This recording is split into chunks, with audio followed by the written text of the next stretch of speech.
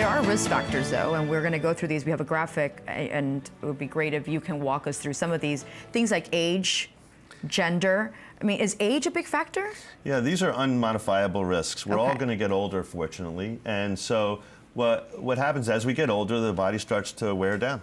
And these are not parts that are meant to last forever. Right. Again, there are lots of ways to slow that down, and perhaps we could talk in the future about anti-aging regimens and things like that. There are ways to slow it down. No one can reverse aging, but you can slow down some of the processes.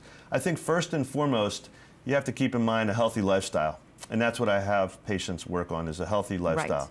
Keeping their weight down, keeping physically active, and things like that. Gender, we can't change either, right? So, usually males and females have about the same risk of back pain up until about age 60.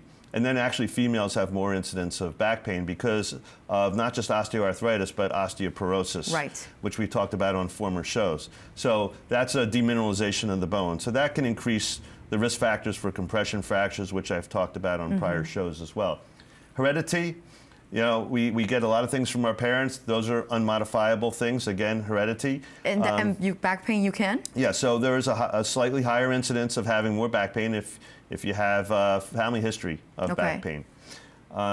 Weight, that is a modifiable risk, and that's what I really focus on. So if I can keep them as close to ideal body weight as possible, then the risk goes down. I like the last one, your job.